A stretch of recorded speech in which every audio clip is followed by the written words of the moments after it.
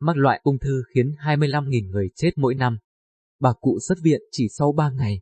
Bà NTB 81 tuổi mắc hàng loạt bệnh: ung thư, huyết áp, tim mạch, trầm cảm, suy thận mạn. Bà trải qua ca đại phẫu vì bệnh ung thư nhưng được xuất viện ngay sau đó 3 ngày. Ban đầu, bà NTB ngụ tại thành phố Hồ Chí Minh bị trào ngược dạ dày nhưng điều trị không hiệu quả. Tại bệnh viện Nguyễn Tri Phương, các xét nghiệm cho thấy bà bị ung thư dạ dày vùng hang môn vị, cần phải phẫu thuật.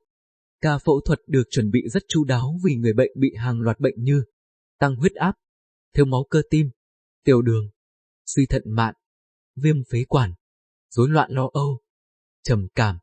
Bác sĩ CK1 Hồ Văn Phước, khoa ngoại tiêu hóa, Bệnh viện Nguyễn Tri Phương cho biết, để ca mổ tiến hành an toàn và bệnh nhân hồi phục sớm, các bác sĩ đã áp dụng quy trình RAS.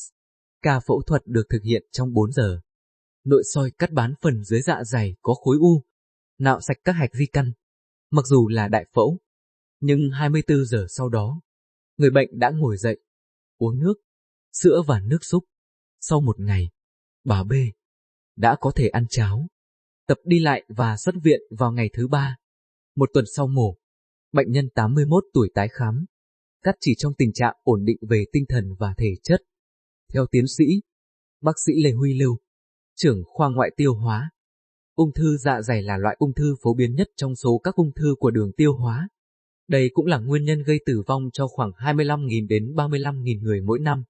Tại Việt Nam, tỷ lệ mắc bệnh ung thư dạ dày ở nam giới là 19,3 trên 100,000 người và ở nữ là 9,1 trên 100.000 người. Bệnh thường gặp ở lứa tuổi từ 40 đến 60, nam gấp 2 lần nữ. Các bác sĩ cho biết, quy trình RAS được áp dụng với bà cụ 81 tuổi là chương trình tăng cường hồi phục sau mổ, được nhiều nước trên thế giới áp dụng từ khoảng năm 2000.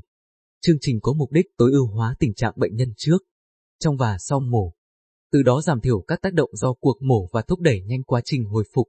Tại Bệnh viện Nguyễn Tri Phương, RAS được áp dụng cho các ca phẫu thuật dạ dày, thực quản, đại trực tràng, gan mật tụy, giúp giảm đáng kể tỷ lệ biến chứng, tái nhập viện, rút ngắn thời gian nằm viện, giảm chi phí. Nhờ vậy, bệnh nhân lớn tuổi có thể xuất viện sau 3 ngày đại phẫu, trong khi với cách mổ truyền thống, bệnh nhân phải nằm viện kéo dài từ 7 ngày. Đáng nói, người bệnh không cần phải nhịn ăn, nhịn uống trước mổ. Theo bác sĩ Lưu, nhiều quan điểm truyền thống cho rằng, khi phẫu thuật liên quan đến hệ thống tiêu hóa, bệnh nhân phải nhịn ăn, nhịn uống, nằm nghỉ.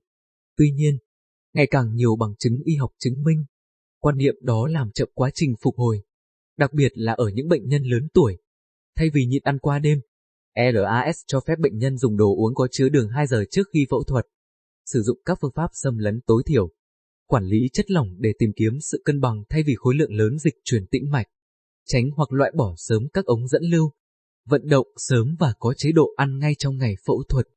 Bác sĩ Lưu nói thêm, ở bệnh nhân ung thư dạ dày, nếu được chẩn đoán sớm, thời gian sống thêm sau mổ trên 5 năm là 80 đến 90%.